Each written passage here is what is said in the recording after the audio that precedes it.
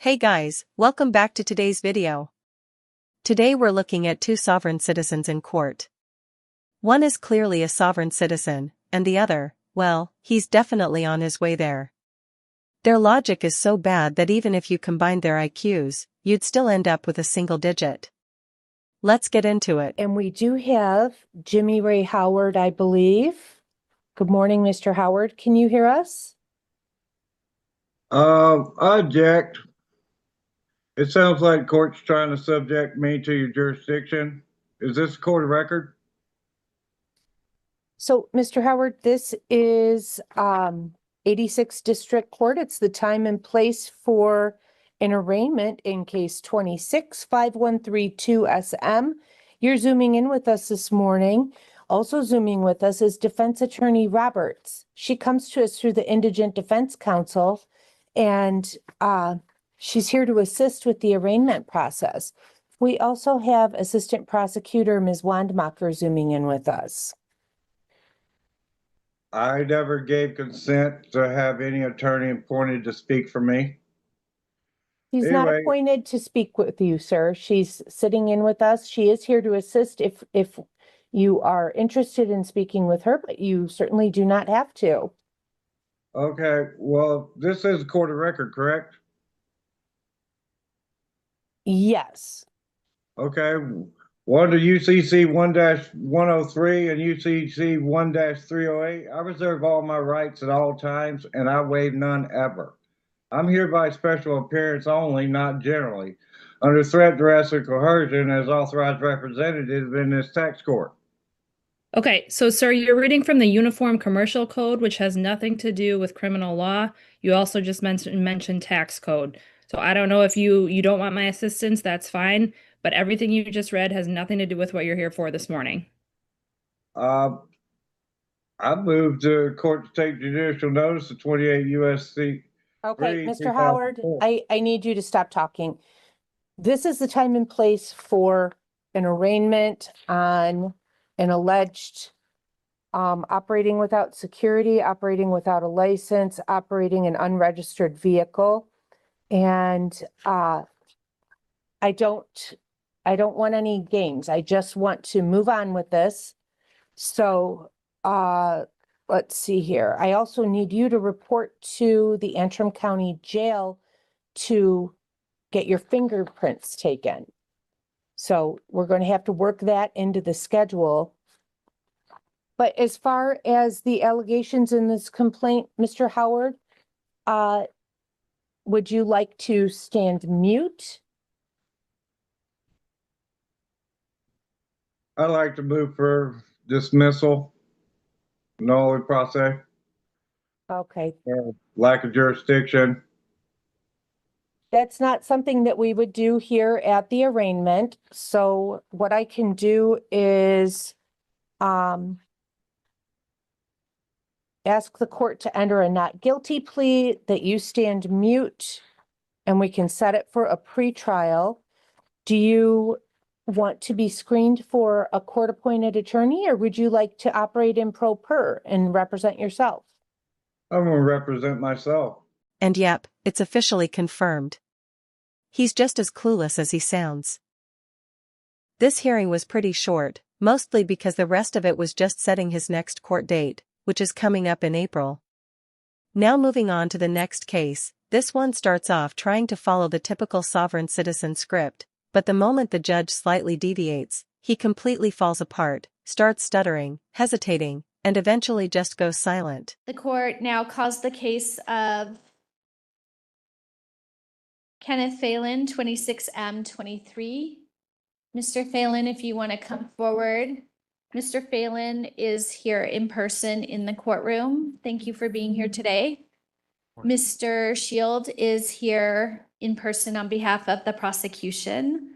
I'll find good cause, or I don't need to find good cause. Mr. Phelan, did you understand the rights that you have that I explained earlier? I'm here under threat and duress from the state of Colorado, and I retain all of my rights. Okay, so I'm assuming since you're retaining your rights that you understand what your rights are, correct? All right. In your case, you're charged with a petty offense of third degree petty offense.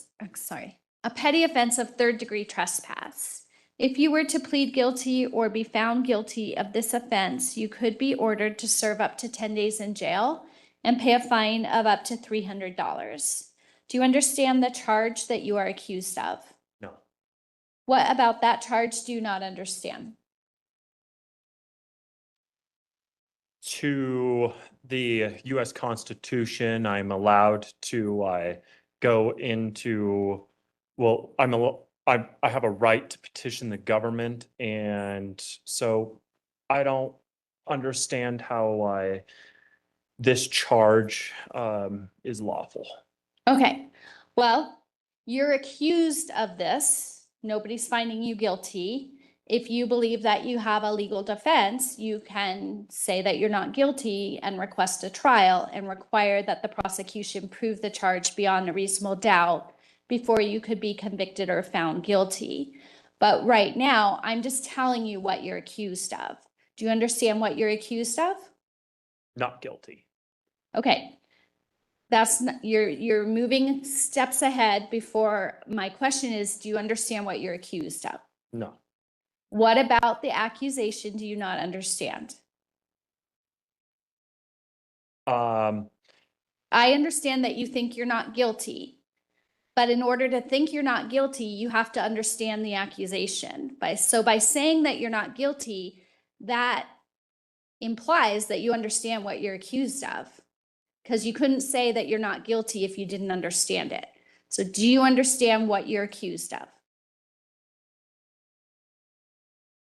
I am in standing of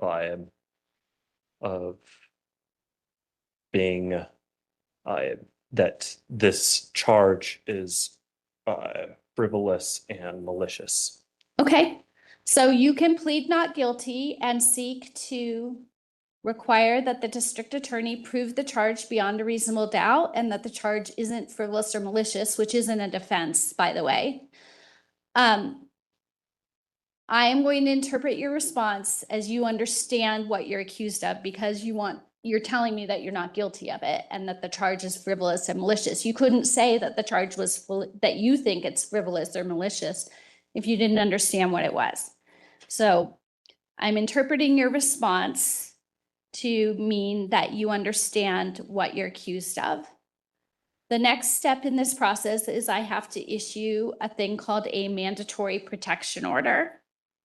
So at this time, I'm ordering that you may not harass, molest, intimidate, retaliate against, or tamper with any of the people who are witnesses or victims of the act that you are alleged to have committed. Okay? And I still have the right to face my accuser, is that correct? You do. You're not allowed to harass, molest, intimidate, retaliate against, or tamper with them, though. So in the state, so the US Constitution says that the state is not allowed to charge a citizen without the jurisdiction of the Supreme Court. And this and I understand that this is the state of Colorado charging a person of the United States. And honestly, this guy isn't any better than the first.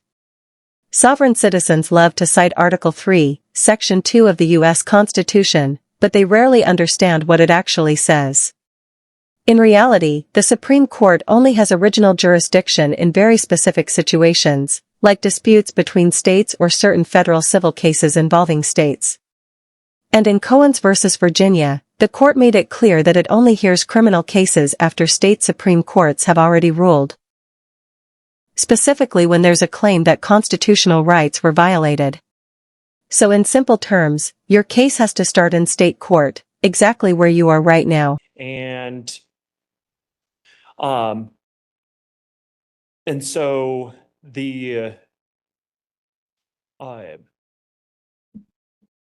and So the jurisdiction is led to the Supreme Court and So I do not. You're know not that- making I sense. don't think The that court there's any has witnesses. jurisdiction. I don't believe there's any witnesses, or can we? You might think that there's no witnesses, and there might be no witnesses, but if there are, you can't harass, molest, intimidate, or retaliate against them. And Okay. can we set a date for discovery or? So if you need information about how to get the discovery in the case, you would need to contact the office of the district attorney. I don't have any discovery in the case. I have no police reports. I don't get any of that. If you want any of that information, you have to get it from the district attorney's office. I believe that they have a form that you have to fill out that tells them where you want them to send that information, and then they'll send it to you. Okay? So right now, you can't harass, molest, intimidate, retaliate against, or tamper with any witness or victim of the acts that you're alleged to have committed. This is a condition of your bond, and if you were to be suspected of violating this order, you could face additional criminal charges. So in a moment, my clerk's going to have a copy of that protection order. She's going to ask you to sign it and acknowledge that we're giving you a copy of it. And you can take a copy of it with you. If you have questions about what that order says, you will have a copy and you can read it as many times as you want to, or go over it with the help of an attorney, okay? So in a moment, my clerk will give you that. In this case, you have the right to have the help of an attorney. Are you planning on hiring an attorney or applying at the public defender to see if you qualify for a free attorney? I am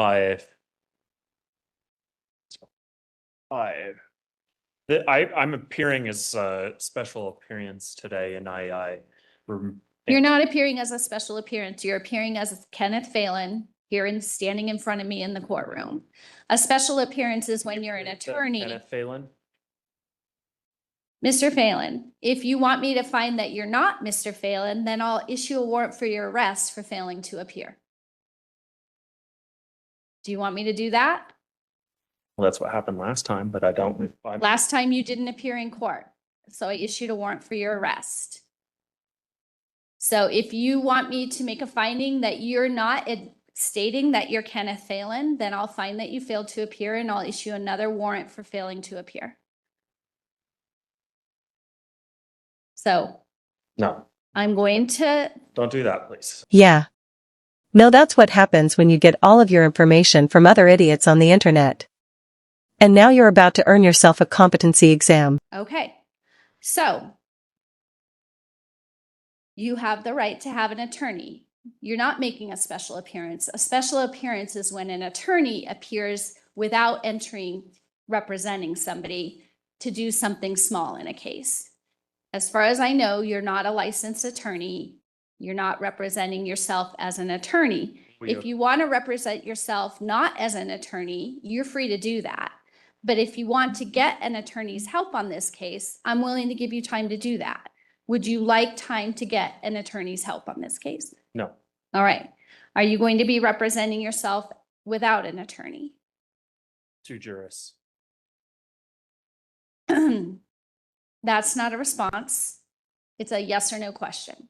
Are you going to be representing yourself without an attorney? I will retain all my rights as a person of the All right. United States. Do you want to plead not guilty at this time and set your matter for trial? Not guilty. All right.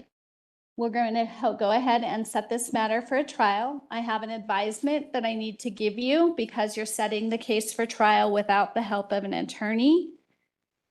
So I have a series of questions that I have to ask you. Do you understand that you have the right to be represented by an attorney throughout these proceedings?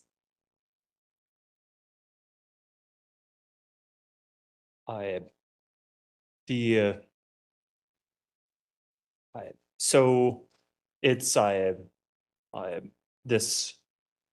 I mean, I'm being present in court. It's the state has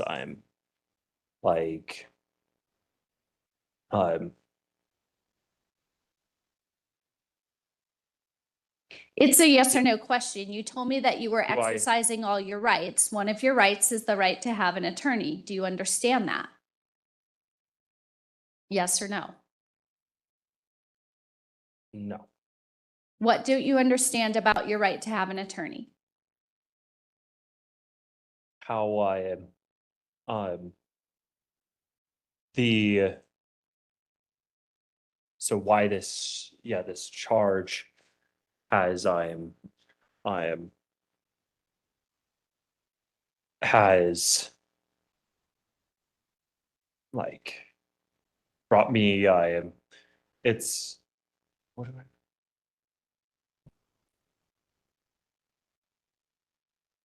So, an attorney, has to be, so if I want an attorney, then I am, there's, I am somebody else in the case that, like, it would be, I just don't understand it, I guess. You are not helping yourself out here.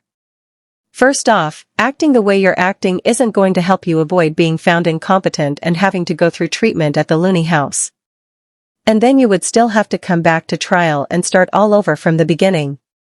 And second, if you continue to refuse to participate in the competency exam, the judge can just throw you in jail without bond until the evaluation is completed. All right, Mr. Phelan, are you under the influence of any controlled substances today? Nope. It appears to me that you are having difficulty formulating thoughts or expressing yourself in complete sentences. I'm concerned about your competency. So at this time, I am going to raise competency for Mr. Phelan. When a court raises competency because they are concerned that you are not competent in this case, that means that I believe that you're suffering from some sort of impairment of thought that allows you to understand these proceedings and participate in the proceedings. So the state of Colorado has to have an evaluation done of you by a doctor who is trained in impairments of the mental condition. And then that doctor conducts an evaluation and writes a report and tells the court what their medical opinion is of whether or not you are competent to proceed. So I'm going to issue an order that I do not consent. it's not something that you consent to. When I think that somebody's not competent, So you give I a am- doctor a voice, not a person. when I think that somebody is not competent, I am legally required to order a competency evaluation or make a finding that they're not competent and order that they participate in proceedings related to restoration to competency. It's not something I have a choice over. It's something that I'm legally required to do. And based on your The damages that you have caused me. inability to formulate complete sentences or express, This court has caused extreme damage for the past 2 years. I'm here under threat and duress. So that's all I have to say. all right, so I am raising competency with regard to Mr. Phelan. My clerk of court is going to prepare an order to the Office of Behavioral Health directing that they appoint a medical doctor to conduct a competency evaluation. I'm also going to appoint a Bridges Court liaison. Right now, I don't know who the Bridges Court liaison is going to be because our normal Bridges Court liaison is on an undetermined duration of leave. And we have other Bridges Court liaisons from other parts of the state covering for her. but I need to provide the Bridges Court liaison with your contact information so they can get in touch with you. They will be coordinating with you when the evaluation will be completed, as well as any other services that you might want to have them help you with. On your bond paperwork, you listed a phone number of 541-848-7484. Is that your current phone number?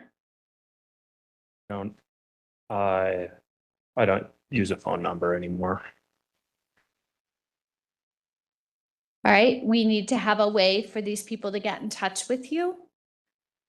Do you have an email address? They can meet me in person. Well, they need They better to not have come a on way my to, private property. they need to have a way to get in touch with you so they can make an appointment with you to meet you in person. Well, I'm gonna stay out on my private property and they ain't gonna reach me. What's your private property address? Oh. It's private. All right, Mr. Phelan, it looks like the summons lists an address on State Highway 131. I'm going to have you return to court. I moved. Okay, I'm going to have you return to court on Friday morning, and I'm going to have the Bridges Court liaison here so that the Bridges Court liaison can speak to you directly about making an appointment with you. So I'll ask that you please appear on March 27th. That's this coming Friday at 9 o'clock in the morning. You can appear virtually or in person. I'll have the Bridges Court liaison here, and the Bridges Court liaison will talk to you directly about setting up a time to get in touch with you and meet with you, and setting up the evaluation. Okay. The 29th. March 27th, that's this coming Friday Okay. at 9 o'clock in the morning. I'll ask that my clerk of court please indicate on the Bridges order the next day and time of the court hearing, and that Mr. Phelan will be available at that hearing for the Bridges Court liaison to get his contact information. All right, Mr. Phelan, you are free now to leave the courtroom, and I'll see you next either virtually or in person on March 27th at 9 o'clock in the morning. Thank you.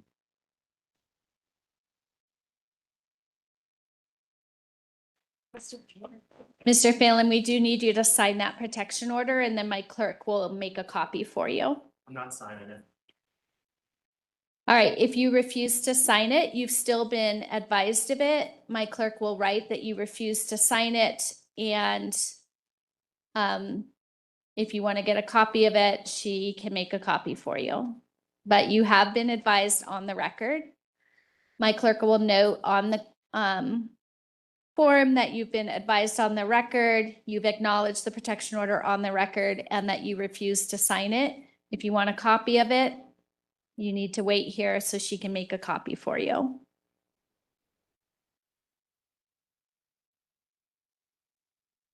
For the record, Mr. Phelan has exited the courtroom. He has refused to sign the mandatory protection order, but he was advised of the protection order. Yeah, this one's going to be a good one. And I do find it amusing that to normal people, sovereign citizens sound so insane that they regularly have to get competency evaluations just to make sure that it's a voluntary lack of functioning brain material and not a mental disability that isn't their fault. Alright, guys, that's the end of the video. If you liked the video, hit the like button. If you disliked it, hit the dislike. But don't forget to leave a comment below and subscribe with notifications on so you don't miss any of my content.